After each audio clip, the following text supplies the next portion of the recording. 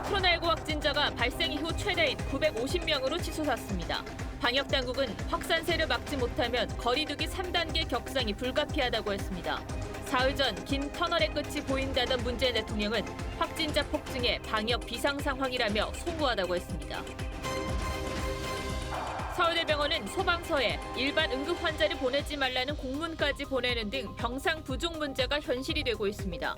미국 FDA는 화이자의 코로나19 백신 사용을 승인했습니다. 아동 성폭행범 조두순이 12년의 형기를 마치고 출소했습니다. 반성 여부를 묻는 질문에는 침묵했습니다. 시민들은 조두순의 달걀을 던지며 분노를 표출했습니다. 우려하는 재범 가능성은 없는지 피해자 주치의에게 들어봤습니다. 용산기지 부지에 3,100가구 공공주택을 짓겠다는 발표에 용산 부동산 시장이 벌써부터 들썩이고 있습니다.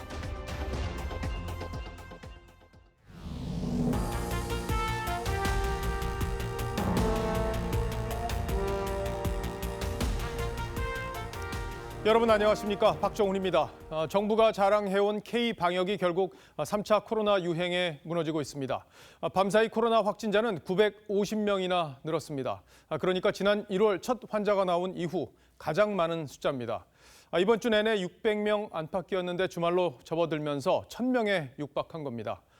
불과 사흘 전에 문재인 대통령이 긴 터널의 끝이 보인다 이렇게 말한 걸 떠올려 보면 정부가 코로나 대응에 단단히 오판을 하고 있었던 게 아니었나 걱정이 됩니다. 이번 3차 확산의 가장 큰 문제는 방역 당국이 감염원을 제때 파악하지 못하고 있다는 것, 그리고 거리두기 효과가 나타나지 않고 있다는 건데 정부는 모든 일상을 멈추게 하는 마지막 조치까지 고민하고 있습니다. 먼저 확산 추세와 정부의 대응 계획을 황병준 기자가 정리했습니다. 서울 강서의 이 교회에선 어제 하루에만 확진자 68명이 나왔습니다.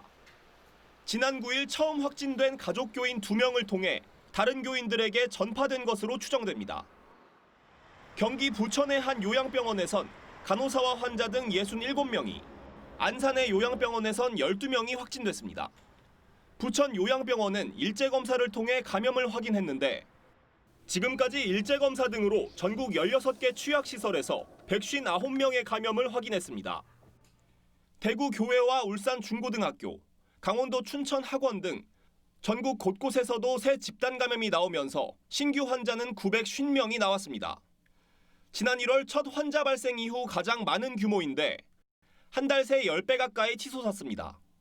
지금의 확산세를 꺾지 못한다면 거리두기 3단계로의 격상도 불가피해질 것입니다. 문재인 대통령은 페이스북 글을 통해 정부가 더한 각오와 특단의 대책으로 확산 저지에 나서겠다며 모든 행정력을 동원해 총력 대응하겠다고 강조했습니다. 3단계로 격상될 경우 사실상 모든 일상이 멈춥니다. 10인 이상 모임과 행사가 금지되고 수업은 전면 온라인으로 전환되며 직장에선 필수 인원 외에 재택근무가 의무화됩니다. 또 스포츠 경기가 중단되고 사회복지시설도 문을 닫습니다. TV조선 황병준입니다. 자, 보신 것처럼 하루 확진자가 1,000명에 육박했다는 건 외부 활동에서 바이러스에 노출될 확률이 그만큼 높아졌다는 걸 의미합니다. 지금처럼 늘어나는 무증상 감염을 막지 못하면 하루 확진자가 2,000명을 넘을 수 있다고 전문가들은 경고하고 있습니다. 이런 경고를 이해하기 위해서는 감염 지수를 살펴봐야 하는데 이심철 기자가 자세히 설명해 드리겠습니다. 1일 확진자 500여 명과 1,000여 명은 감염 재생산 지수에서 큰 차이를 보입니다.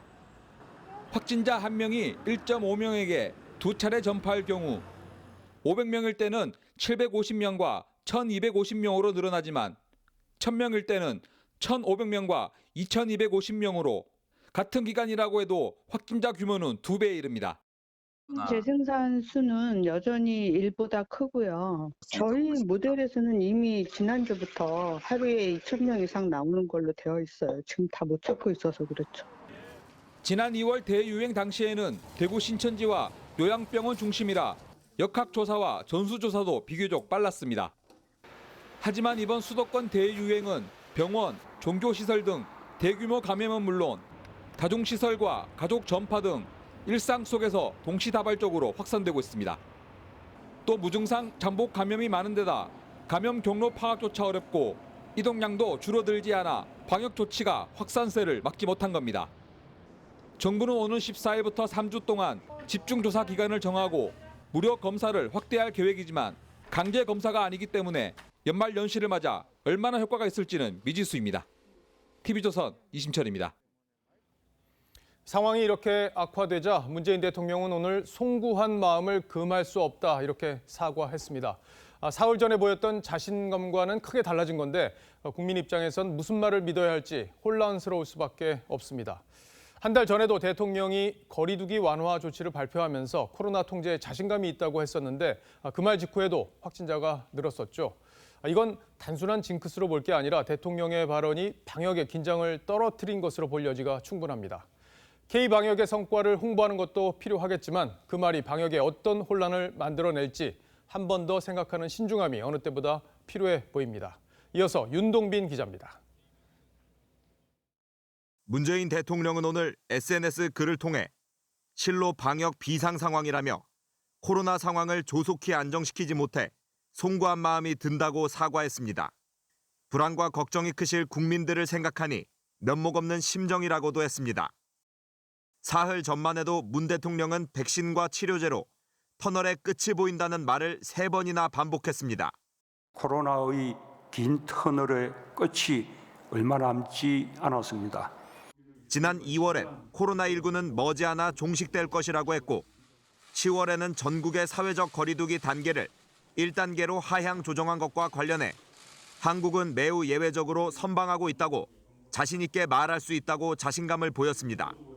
이번에 방역 완화 조치는 우리가 코로나를 방역의 통제 속에 둘 수 있다는 자신감에 근거한 것입니다. 국민의힘은 우왕좌왕 단편적인 대책으로 일관했다고 비판했고 국민의당은 K방역 신조까지 만들어 샴페인을 터뜨리더니 이제 무슨 변명으로 책임 회피를 할 것이냐고 따졌습니다. TV조선 윤동빈입니다. 이 확진자가 폭증하면서 병상 부족 문제는 더 심각해졌습니다. 국공립병원부터 일반 병상을 코로나 병상으로 바꾸고 있지만 역부족입니다. 그러다 보니 일반 환자 치료에도 차질이 생기고 있습니다. 최근 서울대병원은 각 소방서에 일반 응급 환자를 보내지 말라는 공문까지 보냈습니다. 권형석 기자가 취재했습니다. 코로나 환자 치료 병상 32개를 갖춘 서울대병원. 병상은 포화 상태에 가까워졌습니다. 의사와 간호사 120명이 치료를 전담해왔지만 역부족이어서 응급실 근무 인원까지 투입할 상황입니다. 응급 환자를 볼 수 없게 된 서울대병원은 최근 서울 시내 소방서와 국립중앙의료원 등에 응급 환자 이송을 자제해달라는 내용의 공문까지 보냈습니다. 응급실로 워낙 많이들 오시니까요. 요새는 이제 가뜩이나 코로나가 이제 있어서 뭐 인력도 부족하고 이런 게 있으니 이제 더더욱 그게 심해진 건데. 전북대병원은 최근 응급입원실을 폐쇄하고 해당 근무 간호사 10명을 코로나 환자 병동에 배치했습니다. 국공립병원들이 앞다퉈 일반 병상과 인력을 코로나 환자 전담으로 전환하고 있지만 병상 부족은 갈수록 심각해지고 있습니다. 중환자가 즉시 입원할 수 있는 병상은 전국에 46개만 남았고 수도권은 10개뿐입니다. 코로나19의 치료에 있어서 차질이 발생하면 물론 일반 중환자 그리고 응급 환자의 치료에도 차질이 발생할 수가 있어서 환자 급증세를 꺾지 못하면 의료 체계가 무너질 수 있다는 우려가 커지고 있습니다. TV조선 권영석입니다. 코로나 상황이 이렇게 심각해진 데는 정부가 방역의 고삐를 쥐었다 풀었다 반복하는 과정에서 타이밍이 맞지 않았다는 지적이 많습니다. 상황이 더 심각해지는 건 아닌지 전문가와 좀 더 이야기를 나눠보겠습니다. 천은미 이대 목동병원 호흡기내과 교수를 스튜디오로 모셨습니다. 어서 오십시오. 안녕하세요. 자, 먼저 이제 신규 확진자가 600명대에서 1000명에 육박할 정도로 하루 만에 이렇게 급격한 변화가 생겼는데 이유가 뭔가요? 그동안 이제 무증상 감염자를 잘 찾지를 못했습니다. 세 자릿수 100명 이상이 되면서 급속히 늘어나고 급속히 늘어난 확진자를 또 감염 경로를 추적해 찾다 보니까 주변에 확진자가 많이 나온 거죠. 그러면서 또 선별 진료소나 이런 곳을 통해서 검사 건수가 늘면서 폭발적으로 늘어났지만 지금 나오는 확진자 수는 우리가 그 빙산 밑에 있는 아주 많은 확진자에 비하면 아주 일부입니다. 아마도 3배에서 10배 정도까지 확진자가 지금은 제가 많을 거라고 추측하고 있습니다. 그렇게 추측하시는 근거는 검사 수 때문에 그런 건가요? 네, 검사 수를 많이 할수록 많이 나올 거고요.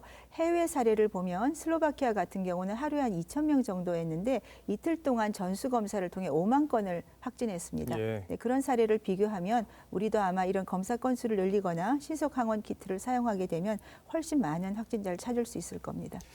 자, 근데 정부가 이제 3단계로 거리두기 조치를 격상하는 걸 지금 검토 중인 걸로 알려졌는데 어쨌든 이 거리두기 단계 조정 문제는 자영업자의 생계 문제와 연결이 돼 있기 때문에 정부로서도 이제 신중할 수밖에 없는 그런 건데 지금 3단계로 격상해도 좀 늦은 거 아니냐 이런 얘기들이 있는데 이건 어떻게 평가하십니까? 우리가 초기에 비해서 단계를 다시 수정할 때 많이 느슨하게 수정을 했었습니다. 그런데 확진자 수가 단계에 도달했을 때도 격상을 거기에 맞지 않게 하고 알파 플러스 이런 식으로 좀 격상을 좀 늦췄거든요. 예. 그런데 지금은 단계를 3단계로 올리면 분명히 지금보다는 도움이 될 수 있습니다. 왜냐하면 직장 생활이나 학교 이런 것들이 모두 갈 수가 없게 되기 때문에 접촉은 줄어들 수 있지만 우리가 초기에 했던 것보다는 분명히 효과는 떨어질 거라고 생각합니다. 초기보다는 효과가 떨어질 네. 수밖에 없다. 자, 문재인 대통령이 오늘 이제 사과를 하면서 특단의 대책 이걸 언급을 했어요. 그럼 3단계 조치로 상향하는 것 이외에 특단의 조치라는 게 어떤 게 가능합니까? 해외를 보더라도 사회적 거리두기만으로는 절대로 확진자가 줄질 않습니다. 말씀드린 대로 무증상 감염을 최대한 빨리 찾아서 격리를 해야 되기 때문에 예. 지금은 일부 수도권 같은 경우는 구별로 지자체별로 전수조사를 한다든지 확진자가 많이 나오는 곳에 대해서는 전수조사를 시행하는데 일반적 PCR 검사는 너무 시간이 걸리니까 이런 경우에 신속 항원 검사를 주기적으로 반복적으로 시행을 하는 겁니다. 그리고 지금 보시면 수도권뿐 아니라 지방에도 요양병원에서 계속 단체로 많이 나오고 있어요. 예. 지방 같은 경우는 한 달에 한 번씩 전수 검사를 했기 때문에 늦은 거죠. 이런 경우에도 우리가 신속 항원 검사를 정부에서 지원을 해주고 개인적으로는 저는 마트나 이런 곳에 약국에 신속 항원 키트를 좀 분배를 해서 국민들이 스스로 검사를 할 수 있게 해주시면 좋겠습니다. 그 빠르게 많이 검사를 하는 그렇습니다. 게 중요하다 이런 건데 네. 조금 전에도 이제 포커스 코너에서 우리나라 백신 이제 계약하는 문제가 상당히 지금 다른 나라에 비해서 늦어지고 있고 뒤처지고 있다 이런 지적을 했었는데 이거에 따른 특단의 대책은 없습니까? 국민의 한 4,400만 명분을 지금 약속을 하셨는데 실제적으로는 아스트라제네카 1,000만 명분 정도가 지금 아마 구매가 된 것 같습니다. 그런데 또 아스트라제네카가 임상 시험 중에 문제가 좀 있어서 아마 미국 FDA 승인 늦어질 겁니다. 그럼 국내에서 단독적으로 사실 승인하기엔 굉장히 부담이 있거든요. 그럼 결과적으로 우리가 지금 확보한 백신에 대해서는 정부가 정확히 발표한 사항이 없는 것으로 생각됩니다. 지금 이 코로나19를 우리가 극복하기 위한 유일한 방법은 백신이고 확진자와 감염자가 가장 많은 미국이 아마 가장 빨리 일상생활로 돌아갈 수 있다고 합니다. 백신의 덕분이죠. 정부 당국에서는 다른 어떤 것보다 백신 구매에 총력을 기울여 주셔야 될 것 같습니다. 예. 백신 국면에서 영원히 탈출하려면 바로 코로나 국면에서 영원히 탈출하려면 백신이 가장 중요한 문제겠죠. 천은미 교수님 말씀 잘 들었습니다. 네, 국민적 공분을 산 아동 성폭행범 조두순이 12년의 형기를 마치고 오늘 아침 출소했습니다. 전자발찌를 찬 조두순은 처음으로 모습을 드러냈지만 모자와 마스크로 얼굴은 가렸습니다. 반성하냐는 질문에는 아무 말도 하지 않았습니다. 먼저 윤서하 기자가 보도합니다. 12년의 형기를 마친 조두순이 남부 교도소를 빠져나옵니다. 교도소 앞을 지키고선 시위대 탓에 조두순은 예정보다 45분쯤 늦어진 새벽 6시 45분쯤 교도소 문을 나섰습니다. 조두순 사형! 조두순 사형! 교도소에서 전자발찌를 착용하고 나온 조두순은 관용차를 타고 곧바로 안산시 준법지원센터로 향했습니다. 12년 만에 모습을 드러낸 조두순. 오른손엔 귤을 들고 있었고 검은색 모자와 흰색 마스크, 패딩 잠바에 청바지 차림이었습니다. 전담 보호관찰관은 조두순이 반성의 뜻을 밝혔다고 전했지만 천인 공로할 잘못을 했다 하면서 고개는 숙였고요. 그래서 앞으로 반성하면서 살겠다는 의지는 나타냈습니다. 카메라 앞에 선 조 씨는 끝내 입을 열지 않았습니다. 국민에게 사죄할 마음 없나요? 조두수는 거주지 신고와 위치 추적 장치 개시 등 행정 절차를 마친 뒤 집으로 이동했습니다. 성범죄자 알림이 사이트엔 조두순의 신상과 주소, 범죄의 간략한 요지가 공개됐습니다. 전담 관찰관은 조두순의 이동 경로와 준수사항 이행 여부를 밀착 감독하고 관할 경찰서도 24시간 대응팀을 운영합니다. TV조선 윤서아입니다. 조두순의 귀갓길은 가는 곳마다 시민들의 분노로 가득 찼습니다. 욕설과 함께 조두순이 탄 관용차에는 계란이 날아들기도 했습니다.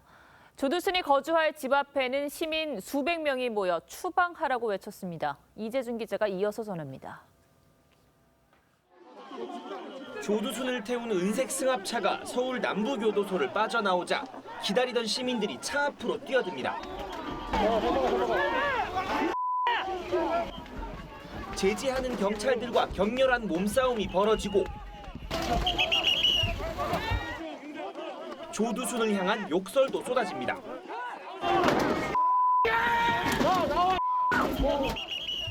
곳곳에서 쏟아진 계란 세례와 분노한 시민들의 발길질에 조두순이 탄 관용차는 곳곳이 망가졌습니다. 어제 오후부터 남부교도소 앞에서 철야 집회를 벌인 참가자들은 조두순을 태운 차가 교도소 밖으로 나가지 못하게 해야 한다며 도로를 점거하고 누워 시위를 벌이다 경찰과 충돌하기도 했습니다.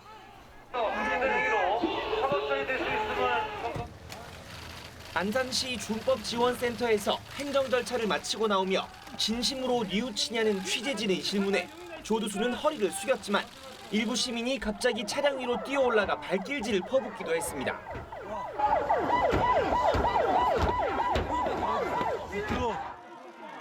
조두순의 자택 앞에 모인 주민들의 분노는 가라앉지 않았습니다. 조두순과 함께 한 동네에서 살아가야 하는 주민들은 구호를 외치며 울분을 터뜨렸습니다. TV조선 이재중입니다. 조두순은 이제 안산에서 살게 됩니다. 1대1 전담 감시관이 붙고 집 근처는 매일 경찰이 순찰합니다. 또 성범죄자 알림이 사이트에는 조두순의 얼굴과 신상도 공개됩니다만 주민들은 불안함을 감추지 못했습니다. 강석 기자가 목소리를 들어봤습니다. 마을 주민들이 조두순 집 근처를 지키는 경찰에게 호소합니다. 조두순이 차에서 내려 집으로 들어가자 지켜보던 주민들의 우려는 현실이 됩니다. 저도 아이고 딸이 있어요. 어저께 우리 애기도 왔다 갔지만 앞으로 내가 오지 말라 그랬어요. 이게 애들이 손주가 4명인데 4명도 이제 오지도 못하고. 조두순의 집에는 오늘 재택 감독 장치가 설치됐고 전담 보호 관찰관이 전자발찌 등을 이용해 24시간 밀착 감시합니다. 조두순 집 근처는 매일 경찰관 30명이 집중 순찰합니다. 지금 한 개 제대가 한 24시간 근무 체제로 돌아갑니다. 그게 한 30명 됩니다. 인근 주민 3,000세대에는 안심벨도 지급됩니다. 버튼만 누르면 112에 자동 신고가 되는 장치입니다. 안산시도 무술 유단자로 구성된 청원경찰을 투입하고 CCTV 20여 대도 추가 설치할 계획이지만 주민들은 여전히 불안감을 호소하고 있습니다. TV조선 강석입니다. 조두순에 대한 국민들의 불안과 분노가 어느 정도인지는 방금 기사들에서 보신 대로입니다. 또다시 흉악한 범행을 저지르진 않을까 이걸 가장 우려하죠. 심리치료를 받은 조두순이 과연 교정됐을지 또 피해자는 괜찮은 것인지 피해자의 주치의인 신희진 교수를 만나 들어봤습니다. 피해자 가족에게 사과할 용의가 있습니까? 네, 교수님. 조두순이 결국 출소를 합니다. 이 상황을 보시면서 여러 감정이 좀 교차하셨을 것 같아요. 어떠셨습니까? 저는 그 예전 12년 전에 참담했던 그 상황이 떠오르고 10월 달에 제가 이제 걱정이 돼서 통화를 했을 때는 거의 꺼져가는 목소리셨어요. 또다시 잠을 못 자고 예전에 그 무서운 눈빛이 기억이 나고 우리 도저히 못 살 것 같다. 그래서 모금을 하게 됐고 하여튼 지금은 떠나 계시니까 이제 조금 안정이 된 것 같습니다. 그 모금을 전달받고 또 편지도 썼다고 하더라고요. 심정이 어떤 것 같았어요? 정말 많이 자랐구나. 이런 범죄 피해를 입어서 고통을 겪는 분들을 돕는 일을 참 하고 싶다. 그런 말까지 썼어요. 조두순이 피해자가 살고 있는 안산 지역으로 돌아가겠다라고 한 그 심리는 뭔지도 궁금해요. 사실 조두순은 다른 지역에 가는 게 두려웠을 겁니다. 왜냐하면 자기 지역에 다시 가면 익숙한 데다가 길도 다 알고 여전히 자기 중심적인 결정을 하고 그냥 그대로 간다는 게 저는 좀 또 아직 변하지 않은 게 아닌가 하는 걱정도 있습니다. 사실 법무부는 조두순이 심리치료 550시간을 했다라고 밝혔습니다. 국회에 제출된 한 장으로 요약된 치료 내용을 좀 본 적이 있어요. 근데 그건 일반적인 어떤 교육도 많고 구체적인 계획하에서 치료가 됐어야 되는 건데 이제 그런 내용은 나오지 않으니 좀 걱정이 됐어요. 그러니까 어떤 교육을 누가 어떻게 했는지 전혀 공개가 되지 않는다 이런 말씀이신 거네요. 조두순의 재범 위험성을 좀 크다 이렇게 보고 계신 건가요? 예, 저는 좀 그렇게 보입니다. 당시 제일 특징적인 게 조두순은 계속 자기 중심적인 얘기만 해요. 자기의 어떤 문제에 대해 철저히 부인을 합니다. 예를 들면 난 술을 마셔서 기억이 안 난다. 내가 안 했다. 피해자에 대한 어떤 공감 능력 결여. 이게 바로 사이코패스들의 전형적인 특징이죠. 그래서 부랴부랴 만든 게 전자발찌 7년 동안 착용을 하고 또 1대1로 전담해서 감시하겠다라는 건데 그렇다면 7년 뒤에는 어떻게 해야 되나? 굉장히 많은 제약을 두고 있잖아요. 저는 그것이 오히려 또 반대로 스트레스에 취약한 범죄자에게 모든 것을 포기하게 하는 그래서 더 많은 또 위험도가 올라가는 또 그쪽으로 갈까 봐 걱정이라. 결국 우리 사회에 들어와서 어떻게 섞이느냐가 중요한 거 아니겠습니까? 범죄자 통제도 심리적 통제를 할 수 있어야죠. 그 과정이 지금 부실하다라는 지적을 해주신 거 너무 많이 부실합니다. 알겠습니다. 그동안 저희가 12년이라는 시간 동안 우리가 뭘 했는지 정치권과 정부가 무엇을 했는지 다시 되돌아보는 그런 시간이었습니다. 교수님 나와주셔서 고맙습니다.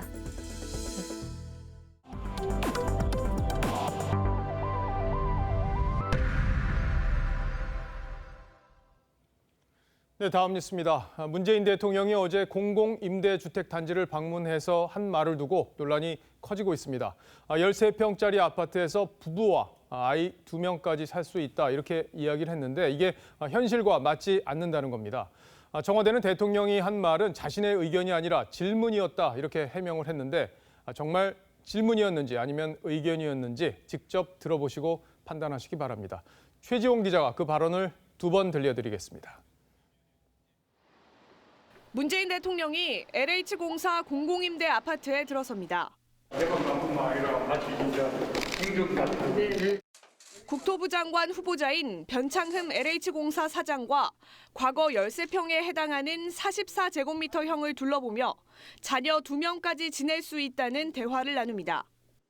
애가 둘 있으면 위에 한 명, 밑에 한 명 이렇게 쓸 수가 있고요. 그러니까 신혼부부에 애 한 명이 표준이고 어린애 같은 경우는 2명도. 이 발언을 두고 대통령이 현실도 모르고 한 말이라는 비판이 쏟아지자 청와대 강민석 대변인은 대통령이 변 후보자의 설명을 확인하면서 질문한 것이라고 해명했습니다. 하지만 발언을 다시 들어보면 질문이라기보다는 변 후보자의 말에 동의한 거란 시각이 많습니다. 애가 둘 있으면 위에 한 명, 밑에 한 명 이렇게 쓸 수가 있고요. 그러니까 신혼부부에 애 한 명이 표준이고 어린애 같은 경우는 2명도. 실제 4인 거주가 가능한지도 논란입니다. 44제곱미터형 행복주택을 재현한 이 가상 공간에 들어와 봤습니다. 가로 세로 3m쯤 되는 방 2개는 침대 하나씩 넣고 나면 다소 비좁게 느껴지고 별도의 식당 공간이 없어서 화장실 앞 이 공간에 작은 테이블을 놔야 합니다. 시민들은 소형 공공임대는 1, 2인 가구용이라고 지적합니다. 저는 아직 미혼이기 때문에 지원을 했습니다. 사실 행복주택은 미혼인 사람들한테 더 맞는 정책이라고 생각을 하고요. 임대주택을 좀 뭐 퀄리티라도 좋게 지어서 해주신다고 하면은 괜찮은데 그런 게 아닌 게 좀. 안철수 국민의당 대표는 퇴임 후 795평의 사저를 준비하는 상황에서 할 말은 아니라고 하는 등 논란은 가라앉지 않고 있습니다. 대통령 사절을 6평으로 제한해달라는 청와대 국민청원은 100명 이상의 동의를 얻어 관리자 검토 처리됐습니다. TV조선 최주원입니다. 부동산 시장에서는 어제 정부가 발표한 용산 미군 기지 부지가 앞으로 어떻게 개발될지 관심이 커지고 있습니다. 정부는 공공주택 단지를 지어서 수도권의 아파트 공급을 늘릴 계획인데 현실화하려면 4, 5년은 걸리겠죠. 하지만 주변 아파트 가격은 벌써부터 들썩인다고 합니다. 김주영 기자가 현장을 다녀왔습니다. 미군이 반환하기로 한 4만 5천 제곱미터의 캠프킴 부지입니다. 정부는 앞서 지난 8.4 대책에서 이 부지에 공공주택 3,100호를 짓겠다고 밝혔습니다. 용산 미군 반환 부지 중 캠프킴 부지도 주거 공간으로 조성하여 3,100호를 공급할 예정입니다. 하지만 국방부의 환경오염 정화 작업 등을 감안하면 실제 공급은 4, 5년 뒤에나 가능할 것으로 전망됩니다. 이곳 부지 반환 후 환경오염 정화에만 길게는 2년에서 3년이 걸릴 것으로 예상됩니다. 공급은 늦어지지만 정부의 개발 계획 발표에 부동산 시장은 벌써부터 들썩이고 있습니다. 한 5층에 나온 아파트였거든요. 어제 주인분 연락 오셔가지고 15억 5천에 팔겠다. 더 비싸질 거라는 기대감에 잘 안 내는 거예요. 지하철역 2개 사이에 위치한 데다 반대편 부지에 공원을 조성하겠다고 밝히면서 오히려 개발 기대감을 자극했다는 지적이 나옵니다. 토지 오용 문제뿐이 아니라 교통 문제나 환경 문제, 더 나아가선 투기가 일어나지 않도록 사전 준비가 된 상태에서 주택 공급 정책이 발표됐으면 좋았지 않나 생각. 여기에 용산구는 해당 부지 임대주택 건설을 반대하고 있어 개발을 진행하려면 지자체와의 협의도 필수적입니다. 정부 대책 발표 이후 실제 공급에 차질이 빚어지면서 정부의 기대와 달리 시장 과열만 부르는 게 아니냐는 우려가 나옵니다. TV조선 김주영입니다. 네, 윤석열 검찰총장의 징계 여부 등을 결정할 법무부 징계위원회가 다음 주 화요일인 15일에 열립니다. 징계위 결정의 핵심 변수 중 하나인 증인신문이 예정돼 있는데요. 그런데 징계위가 윤 총장 측은 증인에게 질문을 하지 못하게 해 윤 총장 측이 반발에 나섰습니다. 법무부는 문제가 없다는 입장인데 양측의 공방을 장윤정 기자가 정리했습니다. 윤석열 검찰총장의 징계위원회 증인으로 채택된 사람은 모두 8명입니다. 윤 총장 측이 신청한 증인 7명과 징계위가 직권으로 채택한 심재철 법무부 검찰국장 등입니다. 법조계는 해당 증인들의 진술이 징계위의 판단에 영향을 미칠 것으로 보고 있습니다. 특히 윤 총장 측이 징계 결정에 불복해 행정소송을 제기할 경우 재판의 큰 변수로 부각될 수도 있습니다. 이런 상황에서 징계위가 윤 총장 측에 증인에 대한 질문 기회를 주지 않겠다고 통보한 것으로 확인돼 또 다른 쟁점이 되고 있습니다. 윤 총장 측은 일반 형사사건처럼 당사자도 증인에게 물어볼 수 있는 게 기본이 돼야 한다고 반발했습니다. 징계위에 회부된 사람도 증인 신청을 할 수 있는 법의 취지와 정면으로 배치된다는 겁니다. 이에 대해 법무부는 검사 징계법을 해석하면 징계위는 판사의 질문으로만 진행되는 구속영장 심사로 이해될 수 있다고 반박했습니다. 그러면서 징계위에서는 위원들만 증인에게 질문을 할 수 있다고 주장했습니다. TV조선 장윤정입니다. 임대차 3법에 반대하는 5분 토론으로 화제가 됐죠. 국민의힘 윤희숙 의원이 12시간 47분간의 무제한 토론 필리버스터를 벌여 역대 최장 기록을 경신했습니다. 같은 당에서는 철의 여인이라며 축혀 세웠고 민주당은 시간 끌기라며 평가절하했습니다. 윤수영 기자입니다. 국회 본회의장 시계가 자정을 가리킵니다. 하지만 국민의힘 윤희숙 의원은 지친 기색이 없습니다. 입법부가 뭐 하는 것인지에 대해서 여야가, 특히 여가 생각을 깊이 해보시기를 바랍니다. 어제 오후 3시 24분 무제한 토론에 나선 윤 의원은 여당이 강행한 국정원법 개정안 등이 표현의 자유를 제약한다고 비판했습니다. 또 경제학자 시절 자신이 집필한 저서를 펼쳐들고 임대차 3법과 급격한 최저임금 인상의 부작용 등을 조목조목 지적했습니다. 저는 이 최저임금이 우리 사회에 가져온 고통을 생각하면 부동산 임대차 3법도 마찬가지고 책임질 사람은 책임을 져야 된다고 생각을 합니다. 국민의힘은 간간히 응원을 보냈고 민주당은 견제에 나섰습니다. 아니 의원님의 국가관을 말씀해 주세요. 좀 들으세요. 이런 의원님의 좀 국가관. 하시고요. 12시간 47분. 윤 의원은 최장시간 필리버스터 신기록을 세우고 오전 4시 12분에 연단에서 내려왔습니다. 예, 윤희석 의원 수고하셨습니다. 같은 당 동료 의원들은 철의 여인, 최고 경제학자의 무료 특강이라는 찬사를 보냈지만 여당은 남의 책을 가져와 읽는 건 필리버스터를 희화화한 것이라고 평가절하했습니다. TV조선 윤수영입니다.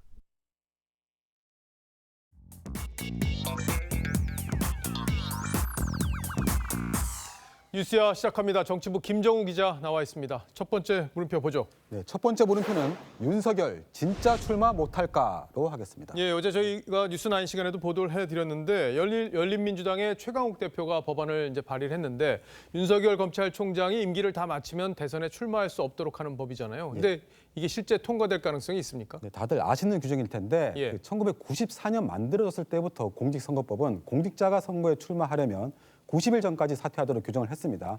그리고 1995년 헌재 결정을 보면 공직자 신분으로 출마하면 직무상 정보를 활용할 염려가 있고 편파적인 행정을 할 소지가 있다면서 90일 전 사퇴 조항이 합헌이라고 했습니다.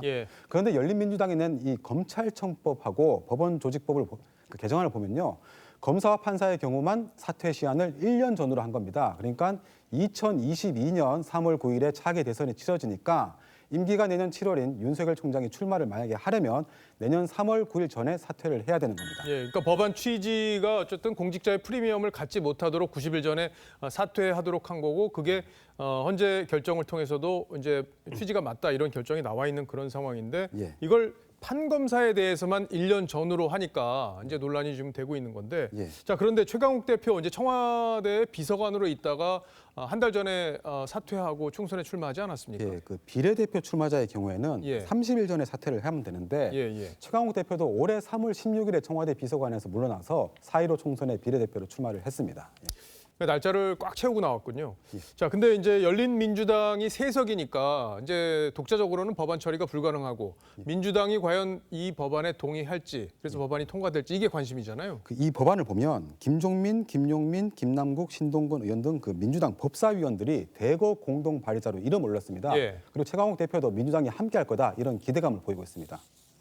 현직 공무원이 대선 주자로 언급되고 또 그것을 굳이 부인하지 않으면서 정치적 행보를 거듭하고 있는 것이 정상인 것 같지는 않습니다. 민주당의 또 뜻있는 의원들이 법안 발의에 함께 동참을 해주셔서 굳이 반대하실 이유는 없지 않을까요? 반대할 이유가 있는지 없는지 이제 민주당 의원들한테 들어봐야 될 텐데 지도부 생각은 어떻습니까? 일단 그 민주당에도 판사 출신인 그 최기상, 이수진 의원이 지난 총선 90일 전에 사퇴를 해서 출마했기 때문에 논란이 커질 소지가 있습니다. 거기다가 이제 현재 여론조사 1위 후보의 출마를 법으로 막을 경우에 엄청난 여풍을 맞을 가능성도 있습니다. 그래서 민주당 원내 지도부의 한 관계자는 현재로선 내부에서 검토된 적도 없다면서 통과될 가능성을 아주 낮게 봤습니다. 야당에서는 어떤 반응이 나왔습니까? 그 검사 출신이죠. 김기현 의원은 누가 봐도 윤석열 저격법이다. 국회 입법권이 권력자가 갖고 노는 장난감이 돼버린 현실이라고 비판했고요. 율사 출신의 한 중진 의원은 대한민국 헌법 25조가 보장한 공무담임권, 그러니까 피선거권을 과도하게 제한하는 위헌적 발상이라고 지적을 했습니다. 근데 요즘 이제 여당의 입법 독주가 과거와는 다른 수준으로 진행되고 있기 때문에 실제 이 법이 통과되지 않을까 생각하시는 분들이 많으실 텐데 이제 김정우 기자 설명을 들어보니까 그게 이제 쉬운 일은 아니라는 거군요. 첫 번째 물음표 정리해 보죠. 네, 첫 번째 물음표 윤석열 진짜 출마 못할까의 느낌표는 총리와 장관도 똑같이로 하겠습니다. 그 김기현 의원이 한 말인데요. 판검사에게 1년 규정을 적용하려면 그보다 영향이 큰 총리나 장차관 그리고 광역단체장의 대선 도전도 2년간 막는 게 합리적일 겁니다. 판검사의 출마를 1년으로 늘리는 이유 그리고 총리와 장차관의 역할 이걸 비교해서 설명을 한 거군요. 자, 다음 물음표로 가보죠. 네, 두 번째 물음표는 문에 야단 맞은 탁현민으로 하겠습니다. 탁현민 비서관이 늘 대통령한테 이제 칭찬만 받는다 이런 얘기들이 있었는데 혼이 났다. 뭐 실제 그런 일이 있었습니까? 일단 그 탁 비서관 스스로 그렇게 표현을 했는데요. 예. 직접 올린 청와대 영상부터 한번 보시겠습니다. 예.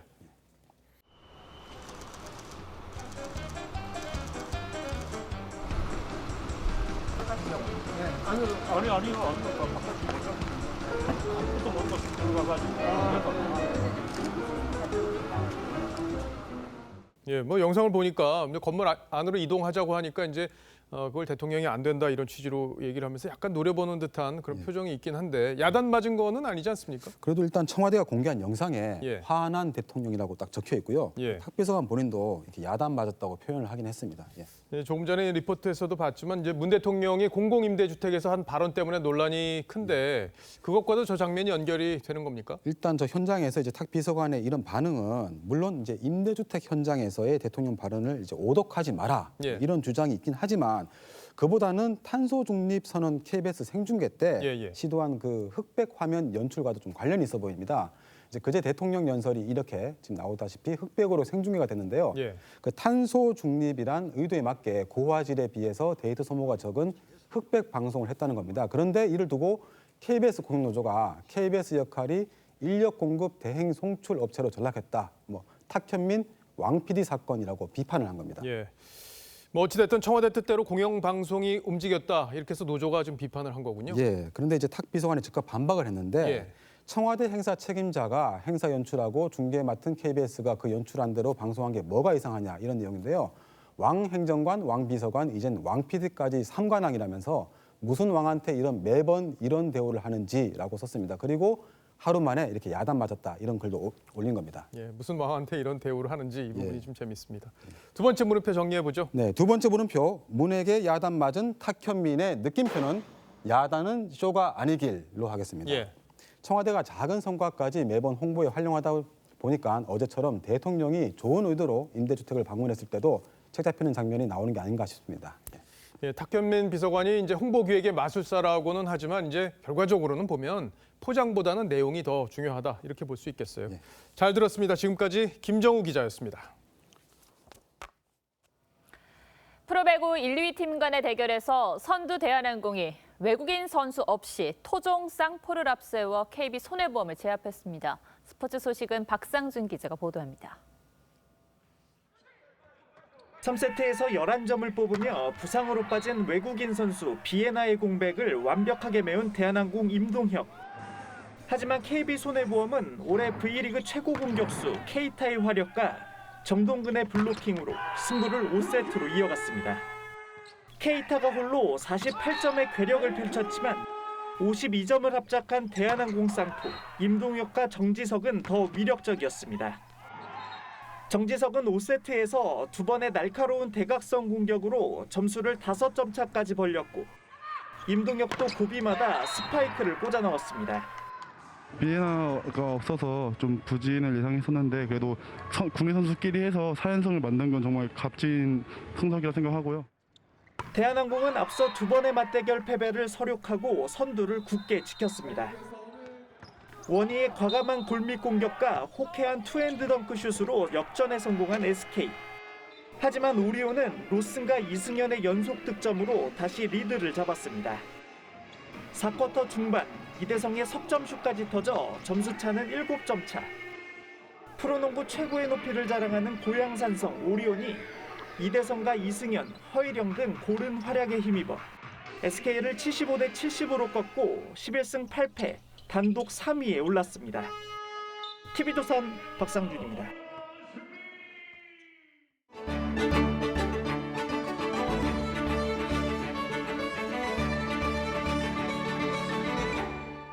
주식에 그런 말이 있어요. 소문에 사고 뉴스에 팔아라. 이제 코로나 때문에 의약품들이 많이 올랐거든요. 네. 제가 개인적으로 생각하는 게임 있죠, 게임. 네, 올해 1인 방송 채널에서는 이런 재테크 콘텐츠가 소위 잘 팔렸습니다. 출판계 키워드 역시 돈이었습니다. 힐링을 탐색하고 여행을 찾다가 이제는 먹고 사는 문제에 눈을 돌린 겁니다. 먹고사니즘. 먹고 사는 일이 최우선인 삶의 태도를 말하는데 어려웠던 7, 80년대가 아닌 2020년 지금의 우리 단어입니다. 오늘이 제일 싸다는 집값, 사라지는 일자리, 코로나19 위협까지 국민들은 하루하루가 생존 게임이죠. 21대 첫 정기국회가 야당의 필리버스터로 막을 내렸습니다. 진짜 부끄러운 거 하세요.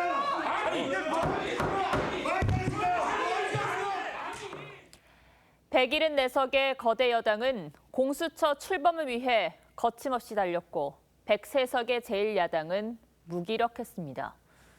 공수처 출범, 국가 앞날을 위한 중요 법안이지만 국민들 눈에는 그들만의 권력 투쟁으로 비춰질 만큼 당장 내 집 마련하기 바쁘고 먹고 살 일이 급합니다. 물론 성과도 있었습니다. 400건에 달하는 법안이 통과됐습니다. 그러나 택배 노동자 과로를 막는 등의 민생 법안은 본회의에 올라가지도 못했습니다. 비단 이번 국회뿐이겠습니까? 조두순이 출소하기까지 12년간 국민 불안을 잠재울 법안 하나 못 만든 것이 여의도 국회의 현실입니다. 원구성 대립으로 지각개원한 21대 국회 박병석 국회의장은 이렇게 요청했습니다. 21대 국회를 향한 국민의 명령은 분명합니다. 민생 최우선 국회, 미래를 여는 국회를 만들라는 것입니다.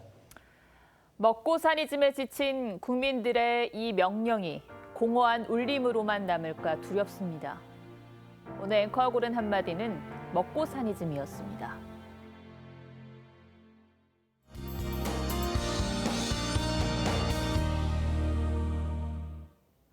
오늘 큰 추위 없는 하루였죠. 하지만 내일부터는 상황이 달라집니다. 내일 새벽부터 중부지방을 중심으로 한방눈이 내리겠고 또 부쩍 추워지겠습니다. 내일 새벽부터 늦은 오후 사이 수도권과 중부 내륙, 경북 북부 내륙에 최고 7cm가량의 눈이 쌓이겠고요. 그 밖에 충남 서해안과 남부 곳곳으로도 약한 비와 눈이 함께 내릴 수 있겠습니다. 눈과 함께 찬 공기가 유입되면서 전국적으로 한파도 찾아오겠습니다. 다음 주 월요일 서울의 아침 기온이 영하 10도까지 곤두박질 치겠는데요. 여기에 비나 눈이 얼면서 도로가 매우 미끄러울 것으로 보입니다. 체온 유지와 안전사고 모두 유의하시기 바랍니다. 내일 아침 기온 보시면 서울이 0도, 춘천 영하 3도, 대구는 영하 1도로 출발하겠고요. 내일 낮 기온 보시면 서울이 3도, 대전은 8도 등으로 크게 오르지 못하겠습니다. 올겨울 눈 보기가 좀처럼 어려웠는데요. 내일 눈이 내리면서 전국의 하늘은 대체로 흐릴 전망입니다. 날씨였습니다. 12월 12일 뉴스7 여기서 마치겠습니다. 시청해주셔서 고맙습니다.